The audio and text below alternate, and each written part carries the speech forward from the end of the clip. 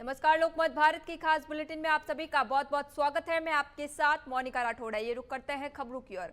रविवार तड़के पाकिस्तान की सेना ने अफगानिस्तान के सीमावर्ती इलाकों में एयर स्ट्राइक की। रिपोर्ट के अनुसार पाकिस्तानी सेना ने दावा किया कि कार्रवाई में टीटीपी और इस्लामिक स्टेट से जुड़े 7 ठिकानों को निशाना बनाया गया। पाकिस्तान सरकार ने इसे हालिया आत्मघाती हमलों के बाद किया गया इंटेलिजेंस आधारित ऑपरेशन बताया और कहा कि हमलों की साजिश अफगानिस्तान की जमीन से रची गई थी। वहीं टोलो न्यूज की रिपोर्ट के मुताबिक नांगरहार में एक घर पर बमबारी हुई, जिसमें एक ही परिवार के 23 लोग मलबे में दब गए। इंटरनेशनल ह्यूमन राइट्स के अनुसार इस हमले से कम 16 लोगों की मौत हुई है, जिनमें महिलाएं और बच्चे शामिल हैं। आधिकारिक आंकड़ों की पुष्टि अभी बाकी है। वहीं तालिबान सरकार के प्रवक्ता जबीउल्लाह मुजाहिद ने आरोप लगाया कि पाकिस्तान ने अफगान संप्रभुता का उल्लंघन करते हुए निर्दोष नागरिकों को निशाना बनाया है। हमलों के बाद काबुल और कंधार में आपात बैठकें बुलाई गई हैं, जहां वरिष्ठ अधिकारी भविष्य की रणनीति पर चर्चा कर रहे हैं।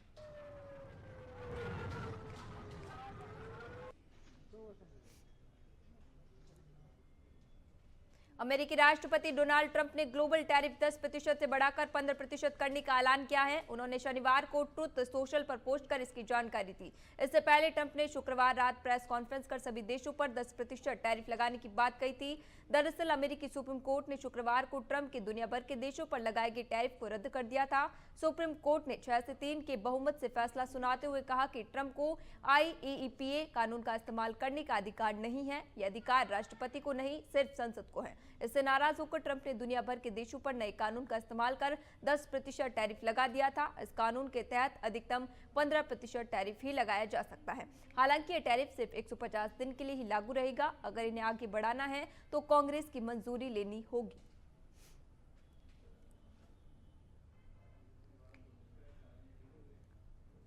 ब्राजील के राष्ट्रपति लूला डी सिल्वा 18 से 22 फरवरी तक भारत के राज्य के दौरे पर हैं। आज उन्होंने पीएम मोदी के साथ द्विपक्षीय बैठक की। इसी दौरान लूला डी सिल्वा ने पहलगाम में हुए आतंकी हमले की निंदा की। उन्होंने ये भी कहा, आतंकवाद किसी धर्म या राष्ट्रीयता से जुड़ा नहीं है। दूसरी ओर भारत और ब्राजील के बीच क्रिटिकल मिनरल्स और रेयर अर्थ एलिमेंट्स को लेकर समझौता हुआ है। पीएम मोदी ने कहा कि यह समझौता मजबूत सप्लाई चेन बनाने की दिशा में एक बड़ा कदम है। उन्होंने कहा कि भारत और ब्राजील ने अगले 5 सालों में द्विपक्षीय व्यापार को $20 अरब से अधिक करने का लक्ष्य रखा है। इसके बाद उन्होंने शनिवार शाम इंडिया ब्राजील बिजनेस फोरम को भी संबोधित किया। देर रात राष्ट्रपति द्रौपदी मुर्मू ने राष्ट्रपति भवन में लूला का औपचारिक स्वागत किया और उनके सम्मान में स्टेट डिनर दिया।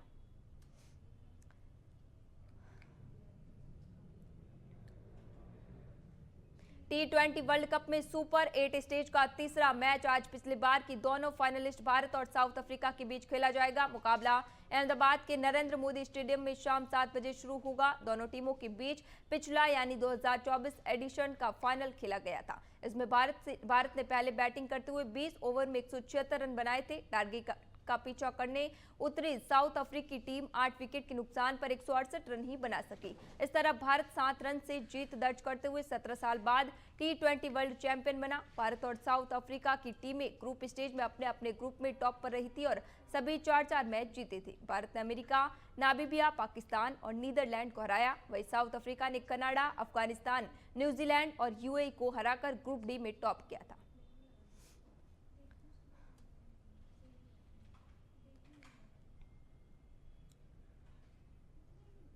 राजस्थान विधानसभा में हंगामे के बीच भजनलाल शर्मा ने शनिवार को अपने 2 साल के कार्यकाल पर सदन में जवाब दिया। उन्होंने कहा कि विपक्ष ने उन्हें चुनौती दी थी कि जिसे स्वीकार करते हुए सदन में प्रस्ताव लाया गया। सीएम के अनुसार सरकार ने संकल्प पत्र 2023 के 352 बिंदुओं में से 285 बिंदुओं को 2 साल में ही लागू कर दिया है। उन्होंने पूर्व मुख्यमंत्री को खुली बहस की चुनौती देते हुए कहा कि 5 साल बनाम 2 साल की तुलना से वास्तविकता स्पष्ट हो जाती। सीएम ने कांग्रेस पर निशाना साधते हुए आरोप लगाया कि उनके शासनकाल में विकास कार्य नहीं हुए और वे केवल भ्रष्टाचार व तुष्टीकरण की राजनीति में लगे रहे। उन्होंने कहा कि कांग्रेस के पास उपलब्धियों का कोई ठोस रिकॉर्ड नहीं है। कांग्रेस के सदन से बहिष्कार पर प्रतिक्रिया देते हुए उन्होंने कहा कि वे पूरे दस्तावेज लेकर आए थे और अपना जवाब सदन की मेज पर रख दिया है। उनके अनुसार विपक्ष में सच्चाई सुनने का साहस नहीं था और वे बहस से बचते हुए सदन से बाहर चले गए। सीएम के जवाब के बाद विधानसभा की कार्यवाही सोमवार तक के लिए स्थगित कर दी गई। सरकार के 5 साल, उनके शुरू के 2 साल का लेखा जोखा पूरा मैंने दिया है, लेकिन हमारे कार्यकाल के काम और कांग्रेस के काम दोनों को विभाजित किया, दोनों को देखा। लेकिन इन्होंने उस पुस्तक को पढ़ करके इनके मन में यह ख्याल आया आखिर अब हम क्या करें, हमें क्या करना है।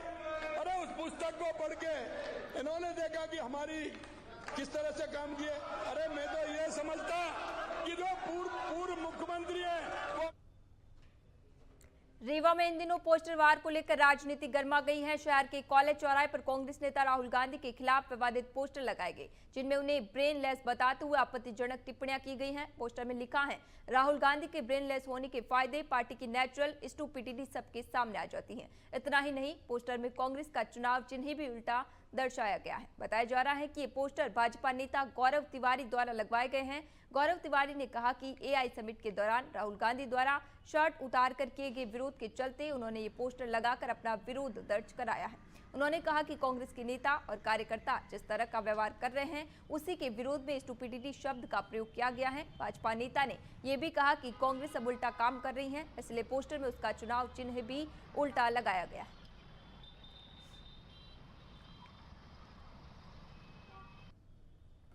वजह यह है कि जिस तरह से आज पूरा विश्व आर्टिफिशियल इंटेलिजेंस का एक समिट जो हो रहा है, दिल्ली में हो रहा है, लोग आए हुए हैं, ऐसे समय में एक ब्रेनलेस बेटे की जो कांग्रेस है, शर्टलेस कांग्रेस, वो अपनी नेचुरल स्टुपिडिटी दिखा रही है कि वो किस तरह से काम कर रहे हैं। आपको ये समझना चाहिए कि आपका हक तो है प्रदर्शन करना, लेकिन किस जगह पे करना है वो आपको तय करना चाहिए कि हमारे देश का इसका प्रभाव क्या पड़ रहा है विश्व पर। हर साल की तरह इस वर्ष भी प्रदेश के साथ ही जिले के कान्हा राष्ट्रीय उद्यान व अन्य वन क्षेत्रों में 3 दिवसीय गिद्ध गणना का कार्य शुरू किया गया है। इस काम में वन विभाग के आला अफसरों से लेकर निचले स्तर का अमला लगा हुआ है। सभी लोग मिलाकर 3 दिनों तक गिद्धों की गिनती करेंगे और पता लगाएंगे कि जिले के कान्हा राष्ट्रीय उद्यान से जिले के वनों में कितने गिद्ध हैं। Field director Kanha tiger reserve Ravi Dramani Tripathi के अनुसार कान्हा टाइगर रिजर्व और आसपास के वन्य क्षेत्रों में पहले ही दिन 224 गिद्धों का होना पाया गया। साथ करीब 50 घोंसले पाए गए, जबकि पाए गए गिद्धों में 213 वयस्क और 11 अवयस्क गिद्ध पाए गए। उम्मीद की जा रही है कि इस बार गिद्धों की संख्या में बढ़ोतरी होगी। खास बात यह है कि कान्हा में 5 प्रजाति के गिद्ध पाए गए।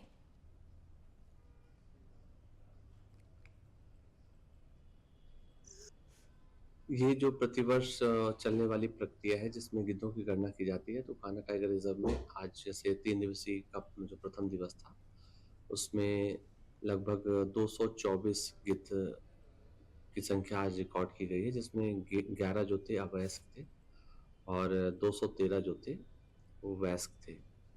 और गिद्ध जो है, इसका पाया जाना बहुत ही अच्छा संकेत होता है किसी भी पर्यावरण के लिए, किसी भी इकोसिस्टम के लिए, क्योंकि ये इकोसिस्टम के स्कैवेंजर का काम करते हैं, उसकी सफाई का काम करते हैं। दिल्ली के भारत मंडपम में आयोजित एआई समिट में कांग्रेस के हंगामे और शॉर्टलेस प्रदर्शन की सियासी रंग खंडवा में भी देखने को मिला। भाई यूमू के नेतृत्व में बड़ी संख्या में भाजपाई शहर के केवल राम पेट्रोल पंप पर एकत्रित हुए। आक्रोशित कार्यकर्ताओं ने यहां नारेबाजी करते हुए राहुल गांधी का पुतला लिए प्रदर्शन भी किया। कांग्रेस पार्टी मुर्दाबाद और राहुल गांधी मुर्दाबाद के नारे लगाते हुए कांग्रेस पार्टी कार्यालय गांधी भवन के सामने प्रदर्शन किया। गांधी भवन के सामने राहुल गांधी का पुतला दहन कर जमकर नारेबाजी की गई। इसी दौरान पुलिस बल ने भाजपा कार्यकर्ताओं को गांधी भवन के गेट आगे जाने नहीं दिया। बैरिकेडिंग लगाकर सभी को गेट पर ही रोका गया। इसी दौरान कांग्रेस और बीजेपी के बीच नोकझोंक भी हुई। भाजपा पार्टी ने कांग्रेसियों को राहुल गांधी वाले बोलकर उकसाने का भी प्रयास किया।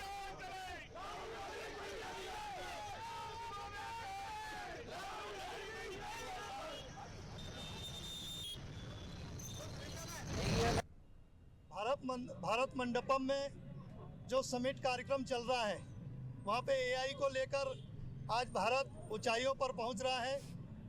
इस समय कांग्रेस के कुछ नेताओं ने अर्धनग्न होकर जो प्रदर्शन किया, वो देश को शर्मसार करने वाली घटना है। आज देश ऊंचाइयों पर जा रहा है, देश के साथ सम्मान के साथ जुड़े रहना चाहिए। तो कांग्रेस उसके विपरीत जब जब देश आगे बढ़ता है, तब तब देश को पीछे करने का काम कांग्रेस काम करती है, और इस घटना ने पूरे देश को शर्मसार किया है। कांग्रेस पार्टी का विरोध किया गया है, उसमें पुतला दहन राहुल गांधी का किया गया है। जिस प्रकार की हम जानते हैं कि कांग्रेस की कोई राष्ट्र के प्रति कभी अच्छी भावनाएं नहीं रही, और उन्होंने दिखा दिया कि दिल्ली में जो AI समिट का प्रोग्राम था उसमें कांग्रेस के कार्यकर्ताओं द्वारा राहुल गांधी के कहने पे जो प्रदर्शन किया गया, इसमें उन्होंने अपने देश की छवि को धूमिल किया है और ये बिल्कुल सहन नहीं होगा। आप देखिए कि बीजेपी का विरोध करते करते आज वो राष्ट्र का विरोध कर रहे हैं, तो इसको लिए कहीं ना कहीं कांग्रेस को सोचना होगा और विचार करना होगा कि हम विरोध करें, विपक्ष में है, लेकिन राष्ट्र का विरोध नहीं करना चाहिए। ये बहुत ही निंदनीय है और हम सभी मिलकर उसकी निंदा करें। छिंदवाड़ा जिले में मतदाता सूची का अंतिम प्रकाशन कर दिया गया है। कलेक्टर हरेंद्र नारायण ने बताया कि जिले की 5 विधानसभा सीटों में अब कुल 11,82,490 मतदाता हैं, जो पहले 12,26,202 थी। इस तरह 59,368 मतदाता कम हुए हैं। कमी का कारण मृत्यु, स्थानांतरण और नाम 2 जगह दर्ज होना बताया गया है। सबसे ज्यादा कमी छिंदवाड़ा विधानसभा में हुई है। यहाँ महिला मतदाताओं की संख्या पुरुषों से अधिक हो गई है, जो जिले के लिए सकारात्मक संकेत है। जिले का जेंडर रेशो 987 और ईपी रेशो 67.21 दर्ज किया गया है, जो प्रदेश के औसत से बेहतर है। 5 विधानसभा क्षेत्र में चुनाव के लिए 1,594 मतदान केंद्र बनाए गए हैं। प्रशासन ने सभी दावे आपत्तियों का निराकरण कर सूची जारी की है।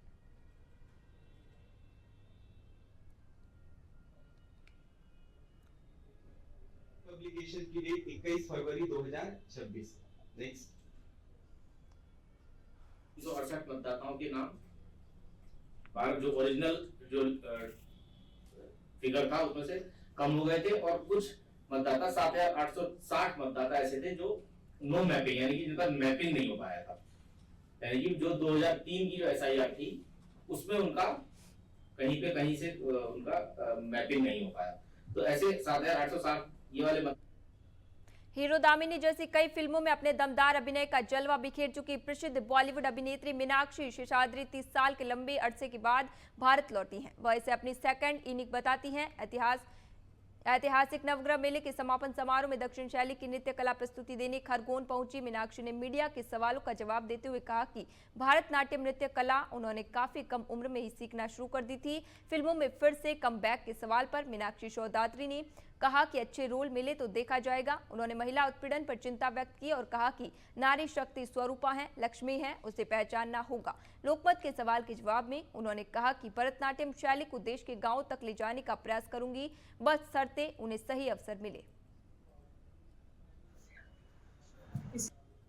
मैं एक ऐसे परिवार में जन्मी जहां संगीत, नृत्य, अभिनय, शास्त्रीय ज्ञान, संस्कृत ये बहुत प्रचलित था। तो उस वजह से मैं चलने से पहले डांस करना सीख लिया मैंने। मेरी माँ ही मेरी गुरु थी भरतनाट्यम शैली में। तो जब मैं 12वीं कक्षा ख़त्म कर रही थी स्कूल में, दिल्ली में पढ़ती थी, तो मजाक में मैं ब्यूटी कॉन्टेस्ट में मैंने भाग लिया और मेरे टोटल सरप्राइज की मैं मिस इंडिया चुनी गई उस साल। और उसके बाद सही में मैंने पीछे मुड़कर नहीं देखा। फॉरेन फिल्म की ऑफ़र आ गई। मेरे पिताजी अंग्रेज़ी में मुझे एक चीज़ समझाते थे कि सक्सेस इज़ ABC। ए यानी कि आपकी एबिलिटी, आपकी टैलेंट, आपकी कला जो आपके अंदर है, जो हुनर है, वो होना ज़रूरी है। बी यानी कि ब्रेक्स, वो गाड़ी वाली ब्रेक वो नहीं। ब्रेक यानी कि अपॉर्चुनिटीज़ मिलना, सही दरवाज़ा सही जगह पे खुलना, जो मेरे साथ हुआ। अपने आप दरवाजे खुलते गए, मैंने ढूंढना भी नहीं। और C इज़ फॉर करेज। करेज यानी कि आपकी जो आत्मशक्ति है, अपने आप पर जो विश्वास है। खेल गतिविधियों को बढ़ावा देने के लिए खंडवा कलेक्टर ने पुराने खेल परिसर में आवश्यक संसाधन जुटाने को लेकर परिसर का निरीक्षण किया। खेल गतिविधियों में सक्रियता के चलते कलेक्टर गुप्ता खेल गतिविधियों को भी बढ़ावा दे रहे हैं। विगत दिनों शतरंज के साथ ही अब सिविल लाइन क्षेत्र में निबाड़ नर्सरी में शासकीय भूमि पर खेल परिसर को भी व्यवस्थित किया जा रहा है, ताकि खिलाड़ी यहां प्रशिक्षण प्राप्त कर खंडवा का नाम रोशन कर सके। शनिवार को कलेक्टर ऋषभ गुप्ता, जिला पंचायत सीईओ नागार्जुन गौड़ा, समाज सेवी सुनील जैन और इंजीनियर ने खेल परिसर का अवलोकन किया और किस प्रकार इसे व्यवस्थित किया जा सकता है चर्चा कर प्लान बनाया गया। सुनील जैन का कहना है कि खेल परिसर में सुविधाएं होने से यहाँ प्रशिक्षण प्राप्त कर खिलाड़ी भी खंडवा का नाम रोशन करेंगे। खेल गतिविधियों को बढ़ाने के उद्देश्य को लेकर आज हमने देखा कि जिला कलेक्टर साहब और सीईओ साहब ने आकर ये जो खेल परिसर यहाँ बना हुआ है, यहाँ पर इसका अवलोकन किया है, काफ़ी पुराना बना हुआ है और इसमें यहाँ पर क्या क्या सुधार हो सकते हैं और खेल गतिविधियाँ क्या क्या हो सकती है उसको लेकर आज बारीकी से निरीक्षण किया। काफ़ी जगह है यहाँ पर जिसमें टेनिस के भी और अन्य खेल भी यहाँ पे खेले जा सकते हैं, उसको लेकर एक अवलोकन किया और ज़मीन के सीमांकन के लिए भी उन्होंने निर्देशित किया और पूरी तरह व्यवस्थित रूप से खेल परिसर एक अच्छा बने जिससे कि यहाँ के खिलाड़ी यहाँ पर प्रशिक्षण प्राप्त कर अच्छा खंडवा का नाम देश विदेश में रोशन कर सकें। नीमच में शनिवार देर शाम नीमच कैंट थाना और नीमच पुलिस कंट्रोल रूम से चंद कदम दूर एक किसान ने लूट का प्रयास किया। मनासा तहसील के बड़कुआ गांव निवासी किसान मदन लाल राठौड़ अपनी अश्वगंधा की फसल बेचकर करीब 1 लाख रुपए लेकर नीमच कृषि उपज मंडी से लौट रहे थे। फवारा चौक से मैशी शोरूम चौराहे की और पैदल जाते समय बाइक सवार 2 बदमाशों ने उनसे हाथापाई कर रकम छीनने की कोशिश की। किसान के शोर मचाने पर आसपास के लोग जुट गए, जिससे आरोपी मौके से फरार हो गए। सूचना मिलते ही पुलिस मौके पर पहुंची और आसपास लगे सीसीटीवी कैमरों की फुटेज खंगालना शुरू किया। थाने के पास हुई इस वारदात से क्षेत्र में दहशत का माहौल है। पुलिस ने मामला दर्ज कर आरोपियों की तलाश तेज कर दी है।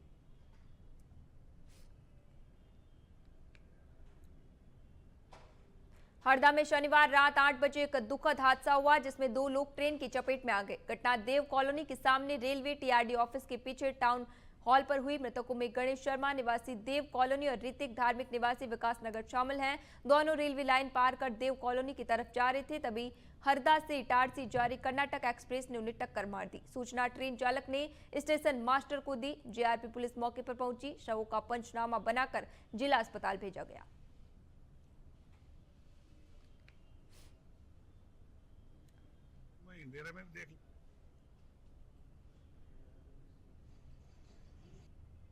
डिप्टी एसएस हरदा ने एक सूचना दी थी जीआरपी हरदा एवं आरपीएफ हरदा को कि कर्नाटक एक्सप्रेस के लोको पायलट ने बताया कि इंजन से कोई व्यक्ति ट्रेन से टकरा गया। सूचना पर से जीआरपी एवं आरपीएफ मौके पर पहुंची, जहां पर 2 शव हमें प्राप्त हुए, जिनके परिजन मौके पर पहुंच गए थे। दोनों युवक, एक का नाम है ऋतिक उर्फ चतुर्भुज एवं एक गणेश शर्मा, दोनों हरदा के निवासी हैं। राजनिवास में पूर्व मंत्री और सीडब्ल्यूसी सदस्य कमलेश्वर पटेल ने पत्रकार वार्ता में अमेरिका भारत ट्रेड डील का विरोध किया है।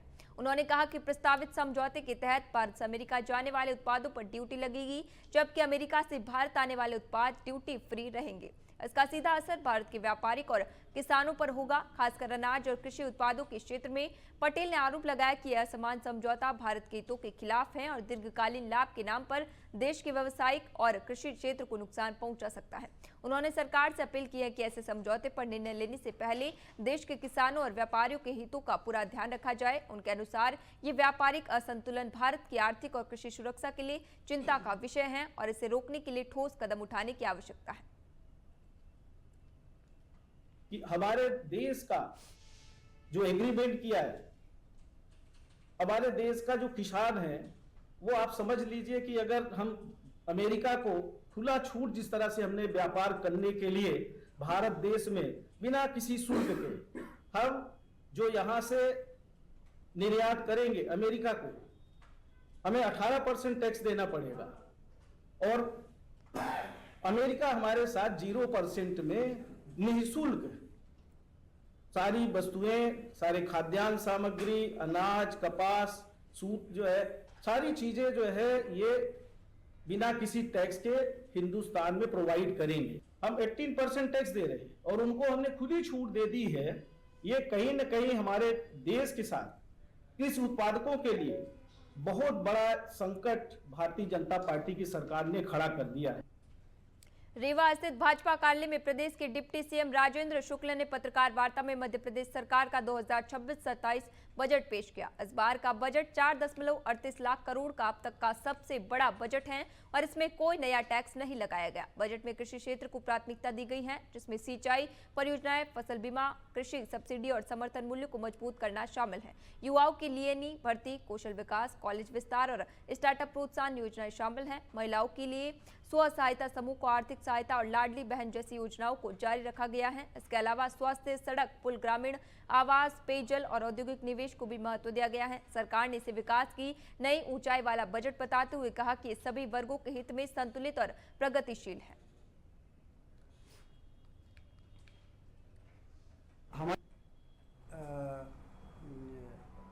FRPM में, जिसको ये सूचकांक होता है कि आपकी जो GSDP है, सकल घरेलू उत्पाद, जो हमारा लगभग 16 लाख करोड़ है, उसका 3% ब्याज, कभी कभी हमारे विरोधी मित्र कहते हैं कि कर्ज बढ़ रहा है, कर्ज ले लिया है, लेकिन 3% की सीमा तक कर्ज लेने वाले राज्य को प्रगतिशील राज्य माना जाता है। यदि आपने 3% भी ब्याज नहीं लिया जो आपको लेने की पात्रता है, तो इसका मतलब आपके पास कोई प्लान नहीं है, कोई रोड मैप नहीं है, कोई योजना नहीं है, और इसलिए आप वो ब्याज नहीं, वो लोन नहीं ले पा रहे हो जिस लोन की आपको लेने की पात्रता है, तो वो नॉन प्रोग्रेसिव स्टेट माना जाता है। हमारा राज्य प्रोग्रेसिव स्टेट बन गया है। हमारी योजना है 1 लाख करोड़ सिंचाई का रकबा पहुंचाने की। रीवा जिले के गढ़ थाना क्षेत्र से जमीनी विवाद में मारपीट का गंभीर मामला सामने आया है। यहां एक विकलांग व्यक्ति सहित उसके परिजनों के साथ लाठी डंडों से बेरहमी से मारपीट की गई, जिसका वीडियो भी सामने आया है। पीड़ितों का आरोप है कि घटना की शिकायत के बावजूद पुलिस ने न तो FIR दर्ज की और न ही मेडिकल परीक्षण कराया, जिसके बाद मजबूर होकर परिजन SP कार्यालय पहुंचे। पीड़ित रमाकांत पांडे ने मीडिया को बताया कि जमीनी विवाद को लेकर पहले उनकी पत्नी के साथ मारपीट हुई थी, लेकिन उस समय भी थाने में रिपोर्ट दर्ज नहीं की गई। ताजा घटना उस वक्त हुई जब परिवार के लोग खेत में गए थे। इसी दौरान आरोपियों ने अचानक हमला कर दिया। पीड़ितों के अनुसार आरोपियों में राघवेंद्र पांडे, रानू पांडे, राजेंद्र पांडे, राजू पांडे, सुरेश पांडे और ललन पांडे शामिल हैं, जिन्होंने लाठी डंडों से हमला किया। इस हमले में रेखा पांडे, रमाकांत पांडे और सूरज दुबे घायल हुए हैं।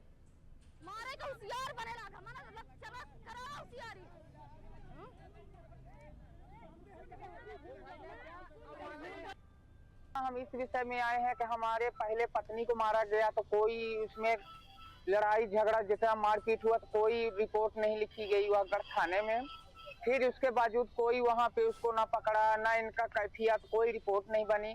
ये हमारे साथ दोबारा दुर्घटना घटी है। राघवेंद्र पांडे, रामू पांडे, उमा शंकर के लड़का है, उमा शंकर के बेटा, पत्रकार है संजय पांडे, और फिर धीरेन्द्र के राजू पांडे, और जो है तो देवेंद्र के लड़का है, देवेंद्र पांडे के लड़का है। ये इसलिए कि हमारा 2 एकड़ हमारे नाम से है। खंडवा में लोकमत भारत निरंतर खबरों के माध्यम से जनता की आवाज बना हुआ है। खंडवा विधानसभा की विधायक कंचन मुकेश तन्वी से लोकमत परिवार को बधाई देते हुए कहा, लोकमत भारत विकास की एक नई इबारत लिखेगा, ये जनता और प्रशासन की आवाज बनेगा। जय श्री दादाजी की। आज हमारे खंडवा के लिए बहुत ही गर्व का विषय है कि हमारे खंडवा में एक और नया चैनल लॉन्च होने जा रहा है, जिसका नाम है लोकमत भारत चैनल। मैं लोकमत भारत चैनल के सभी परिवार के सभी सदस्यों को बहुत बहुत शुभकामनाएं, बधाई देती हूं। मैं श्रीमती कंचन मुकेश तन्वी लोकमत भारत चैनल के परिवार को पुनः बहुत बहुत शुभकामनाएं, बधाई देती हूं, और निश्चित ही लोकमत भारत चैनल खंडवा के विकास में एक नई इबादत लिखेगा और खंडवा के विकास के लिए नई एक शुरुआत जो की है, और ये शासन प्रशासन तक एक नई इबादत लिखने जा रहा है, और शासन प्रशासन तक एक आवाज़ जो हमारी पहुंचेगी लोकमत भारत चैनल के द्वारा, और खंडवा का विकास निश्चित इससे होगा। मैं पुनः लोकमत भारत चैनल को बहुत बहुत बधाई, शुभकामनाएं। बड़वानी जिले के बंधान के पास देर रात एक गंभीर हादसा हुआ। पाटी थाना की पुलिस गश्त वाहन सिलावत की ओर जा रही थी, तभी सामने से आ रही हार्वेस्टर मशीन का ब्रेक बेल्ट टूट गया। मशीन अनियंत्रित होकर पुलिस वाहन से टकरा गई। टक्कर इतनी तेज थी कि थाना मोबाइल का अगला हिस्सा पूरी तरह क्षतिग्रस्त हो गया। वाहन में सवार प्रधान आरक्षक राजेंद्र राठौड़ और ASI उमाशंकर मुजाल्दी गंभीर रूप से घायल हो गए। उन्हें तुरंत अस्पताल पहुंचाया गया, जहां उनका इलाज जारी है। हार्वेस्टर मशीन खाई में नहीं गिरी, जिससे बड़ा हादसा होने से टल गया। बड़वानी पुलिस मामले की जांच कर रही है।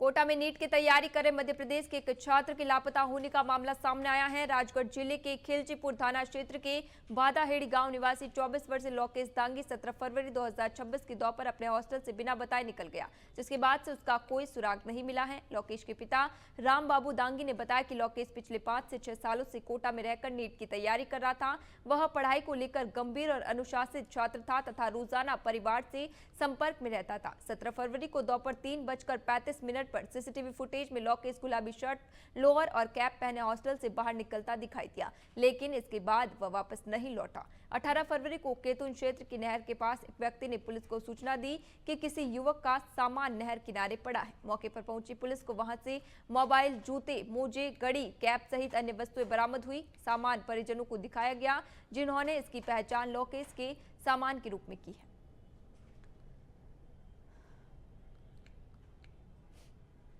देश के लोकप्रिय कार्यक्रम मन की बात में प्रधानमंत्री नरेंद्र मोदी ने देशवासियों से सीधा संवाद किया है। अपने संबोधन में उन्होंने बदलते मौसम और कृषि क्षेत्र की चुनौतियों पर चर्चा करते हुए किसानों की मेहनत की सराहना की और कहा कि भारत की आत्मा गांवों और खेतों में बसती है। प्रधानमंत्री ने आने वाले होली पर्व पर देशवासियों को शुभकामनाएं दी और इसे केवल रंगों का त्योहार नहीं बल्कि प्रेम, सौहार्द और आपसी विश्वास का प्रतीक बताया है। उन्होंने पवित्र रमजान माह की भी बधाई दी और इसे संयम, तपस्या और भाईचारे का संदेश देने वाला महीना बताया। खंडवा बुरहानपुर संसदीय क्षेत्रों के सांसद ज्ञानेश्वर पाटिल ने भी प्रधानमंत्री के संदेश का समर्थन किया।